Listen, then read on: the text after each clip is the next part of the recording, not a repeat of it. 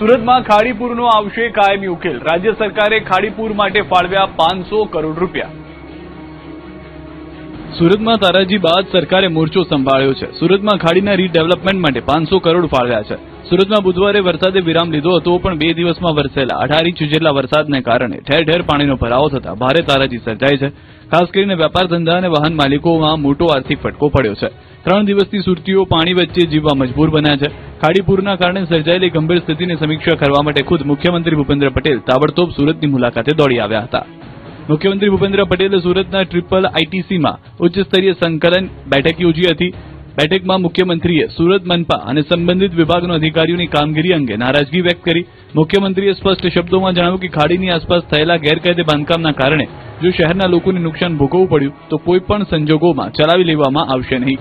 ખાડી કિનારે ઉભા કરાયેલા ગેરકાયદે બાંધકામોને દૂર કરવા માટે પણ કડક સૂચના આપવામાં આવી છે. સાથે જ ખાડીપુરની સમસ્યાનો કાયમી ઉકેલ લાવવા માટે રાજ્ય સરકારે હાલ 500 કરોડ રૂપિયાની ફાળવણી કરી છે. સાથે જ મુખ્યમંત્રીએ જણાવ્યું છે કે જરૂર પડશે તો 1000 કે 1500 કરોડ રૂપિયા પણ ખર્ચવામાં સરકાર પાછળ નહીં પડે, પરંતુ સુરતને ખાડીપુરની સમસ્યામાંથી કાયમી મુક્તિ આપવી જ પડશે. બેઠકમાં તમામ વિભાગોને સંકલન સાથે કામ કરવાની સૂચના આપવામાં આવી છે. અસરગ્રસ્ત લોકોને 24 કલાકમાં સહાય પહોંચે, નુકસાનનો તાત્કાલિક સર્વે કરવામાં આવે અને વળતરની પ્રક્રિયા ઝડપથી પૂર્ણ થાય તે માટે પણ તાકીદ કરવામાં આવી છે. બીજી તરફ સુરતના ધારાસભ્યોએ પણ મુખ્યમંત્રી સાથે બેઠક કરીને ખાડીપુર દરમિયાન સર્જાયેલી સ્થિતિ અને સ્થાનિકોની સમસ્યાઓ અંગે રજૂઆત કરી. સાથે જ ભવિષ્યમાં આવી સ્થિતિ ન સર્જાય તે માટે ફૂલપ્રૂફ એક્શન પ્લાન તૈયાર કરવાની માંગ કરી. મુખ્યમંત્રીએ વરસાદથી નુકસાન પામેલા રસ્તાઓનું તાત્કાલિક સમારકામ કરવા તેમજ જ્યાં બેદરકારી સામે આવશે ત્યાં જવાબદાર અધિકારીઓ અને કોન્ટ્રાક્ટરો સામે કડક કાર્યવાહી કરવાની પણ સૂચના આપી છે. હવે સુરતમાં ખાડીપુરના કાયમી ઉકેલ માટે સરકારની આગામી કામગીરી પર સૌની નજર મંડાઈ છે. આ તરફ રાજ્યના ગૃહમંત્રી હર્ષ સંઘવીએ પૂરગ્રસ્ત વિસ્તારોની મુલાકાત લઈને વેપારીઓ સાથે સીધી વાતચીત કરી હતી. વેપારીઓએ વરસાદ અને પાણી ભરાવાના કારણે થયેલા નુકસાનની રજૂઆત કરી હતી, જેને ધ્યાનપૂર્વક સાંભળીને ગૃહમંત્રીએ યોગ્ય કાર્યવાહી અને જરૂરી સહાયની ખાતરી આપી હતી. મુલાકાત દરમિયાન હર્ષ સંઘવીએ સ્થળ પરની સ્થિતિનું નિરીક્ષણ કર્યું અને વહીવટીતંત્રને ઝડપથી રાહત કામગીરી પૂર્ણ કરવા સૂચના આપી હતી. અસરગ્રસ્ત વિસ્તારોમાં સફાઈ અને વ્યવસ્થા ઝડપી બને તે માટે 150 પોલીસ જવાનોને મદદ માટે તૈનાત કરવાનો નિર્ણય પણ લેવામાં આવ્યો છે. પાણીમાં ધોવાયા સુરતીઓના સપના, કોર્પોરેટર પર ઉતર્યો સ્થાનિકોનો ગુસ્સો. મારી દુકાન છે, અંદર मतलब पूरी दुकान तो डूबी गया, मैं तो बर्बाद हो गया पूरी तरह, मैं तो बर्बाद हो गया पूरी तरह. આ વેદના સુરતીઓની છે. સુરતમાં વરસાદે વિરામ લીધો, પાણી ઓસર્યા, પરંતુ હજુ પણ હાલાકી યથાવત છે. દ્રશ્યો પર્વત પાટિયા ગામના છે, જ્યાં થોડા પાણી ઓસર્યા છે, પરંતુ હવે પાણી ઓસર્યા બાદ ગંદકીનું સામ્રાજ્ય છે. લોકો હવે આ મુશ્કેલીમાંથી કેવી રીતે બહાર આવી શકાય તેના રસ્તા શોધી રહ્યા છે. બીજી તરફ હવે પાણી સુકાયા બાદ કોર્પોરેટર સ્થાનિકો વચ્ચે જઈ રહ્યા છે. પર્વત ગામે પણ નેતાઓ ફોટો પડાવવા પહોંચ્યા હોવાનો આરોપ છે. નેતાઓને જોતા જ સ્થાનિકોનો મગજનો પારો છટક્યો હતો. લોકોએ કોર્પોરેટરને આક્રમક સવાલો કર્યા કે પૂર હતું ત્યારે ક્યાં હતા, કેમ પાણી ઓસર્યા બાદ ફોટો સેશનમાં આવ્યા. આ લોકોની સમસ્યા જ આજે તમારો જ વિરોધ આ લોકો કરી ગયા. અમારો વિરોધ નથી, સમજી લો. અમે તો વિરોધ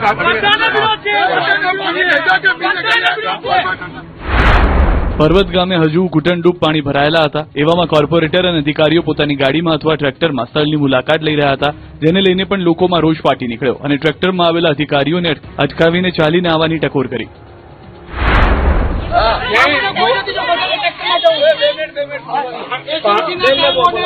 ચાલીને પાણીમાં નથી જવું, બધાને ટ્રેક્ટરમાં હોડીમાં જવું. અરે સાહેબ, એમના કપડા ખરાબ થઈ જાય, એમના કપડા ખરાબ થઈ જાય, અમને એલર્જી થઈ જાય. આપણે માણસો થોડા છીએ. અને ટ્રેક્ટરમાં આવેલા અધિકારીઓને અટકાવીને ચાલીને આવવાની ટકોર કરી. ભારે વિરોધ બાદ તંત્રની ટીમ પણ કામે લાગી અને ગંદકી દૂર કરવા માટે સાફ સફાઈની કામગીરી શરૂ કરી. લોકોને ભીતિ છે કે પાણી ઓસર્યા બાદ ગંદકીના પગલે ક્યાંક બીમારી ફાટી ના નીકળે, તેના માટે દવાના છંટકાવની પણ સ્થાનિકોએ માંગ કરી છે. સુરતમાં મેઘરાજાએ ટેક્સટાઇલ ઉદ્યોગની કમર તોડી, કરોડોનું નુકસાન. एवरेज 150 से 200 करोड़ रुपए का टर्नओवर था, वो टर्नओवर रुक गया. સુરતમાં મેઘરાજાએ ટેક્સટાઇલ ઉદ્યોગની કમર તોડી છે. 2 દિવસથી રોજ વેપારીઓને 150 થી 200 કરોડ રૂપિયાનું નુકસાન થઈ રહ્યો હોવાનો દાવો છે. એટલે કે 2 દિવસમાં સુરતના કાપડ ઉદ્યોગ સાથે જોડાયેલા વેપારીઓને કુલ 400 કરોડનો કુંભો પડ્યો છે. અને હજુ પણ કાપડ બજારમાં ક્યારથી કામ શરૂ થશે તેનું કંઈ જ નક્કી નથી. ટેક્સટાઇલ માર્કેટની કેટલીક દુકાનો હજુ પણ પાણીમાં ડૂબેલી છે. જ્યાંથી પાણી ઓસર્યું છે ત્યાં ગંદકીના ઢગલા છે. ટેક્સટાઇલ માર્કેટમાં બેઝમેન્ટમાં અંદાજે 1000 જેટલી દુકાનો આવેલી છે. વેપારી દીઠ લાખો રૂપિયાનું નુકસાન થયું હોવાનો દાવો છે. વેપારીઓનું કહેવું છે કે રક્ષાબંધનને લઈને તેમણે તૈયારીઓ કરી હતી.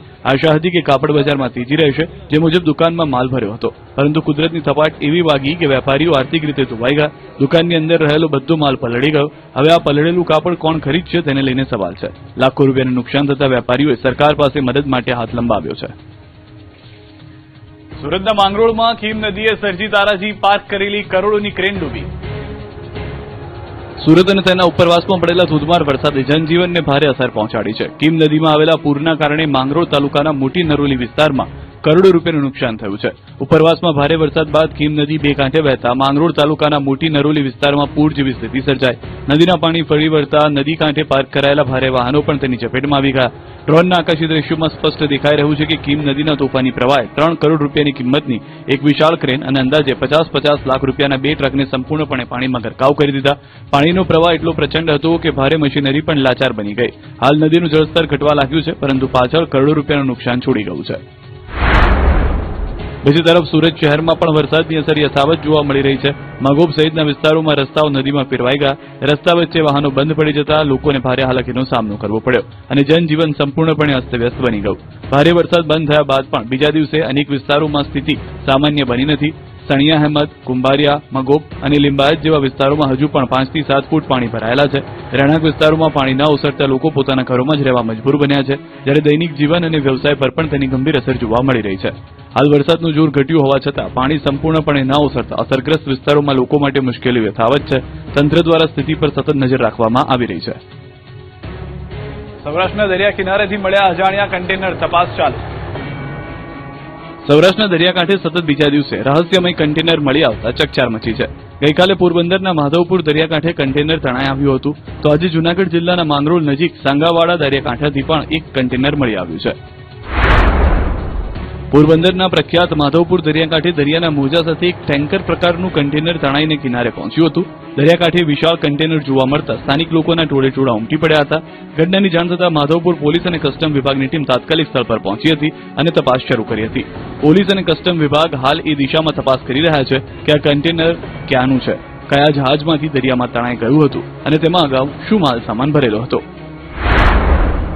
બીજી તરફ આજે જૂનાગઢ જિલ્લાના માંગરોળ તાલુકાના સાંગાવાડ દરિયાકાંઠાથી પણ વધુ એક કન્ટેનર મળી આવતા ચકચાર મચી છે. સ્થાનિકોએ પોલીસને જાણ કરતા ટીમ ઘટના સ્થળે પહોંચી હતી. પ્રાથમિક તપાસમાં કન્ટેનર ખાલી હોવાનું સામે આવ્યું છે. તેમ છતાં તે દરિયામાંથી અહીં સુધી કેવી રીતે પહોંચ્યું તે અંગે પોલીસે તપાસ શરૂ કરી છે. સતત બીજા દિવસે દરિયાકાંઠે કન્ટેનર મળી આવતા સુરક્ષા એજન્સીઓ સમગ્ર ઘટનાને ગંભીરતાથી લઈ રહી છે અને બંને કન્ટેનર વચ્ચે કોઈ સંબંધ છે કે કેમ તે દિશામાં પણ તપાસ હાથ ધરવામાં આવી રહી છે. ચોમાસાને લઈને અમરેલીમાં 10 માંથી 7 ડેમ ઓવરફ્લો થયા. અમરેલી જિલ્લામાં છેલ્લા 3-4 દિવસથી પડેલા ભારે વરસાદને કારણે સિંચાઈ વિભાગ હરકતમાં આવ્યું. વરસાદના પ્રથમ રાઉન્ડમાં જિલ્લાના કુલ 10 ડેમોમાંથી 7 જેટલા મુખ્ય ડેમો ઓવરફ્લો થઈ ચૂક્યા છે. જે જળાશયો માત્ર 4 દિવસ પહેલા સાવ સૂકા ભટ્ટ જોવા મળતા હતા તે મેઘરાજાની મહેરબાનીથી દરિયાની માફક લહેરાઈ રહ્યા છે. ખાસ કરીને ધારીનો ખોડિયાર ડેમ, જે અમરેલી જિલ્લા માટે પીવાના પાણી અને ખેતી માટે અત્યંત મહત્વનો ગણાય છે, તે અત્યારે સંપૂર્ણપણે ભરાઈ ચૂક્યો છે. ભારે વરસાદને કારણે જિલ્લાના કેટલાક નીચાણવાળા વિસ્તારોમાં નુકસાની અને તબાહીના દ્રશ્યો પણ સામે આવ્યા, પરંતુ ડેમોમાં આવેલા અમૃત સમાન પાણીની સરખામણીએ આ મુશ્કેલી ઘણી નાની છે. ડેમો છલકાઈ જતા ખેડૂતોના આગામી સિઝન માટે બમણો ઉત્સાહ જોવા મળી રહ્યો છે.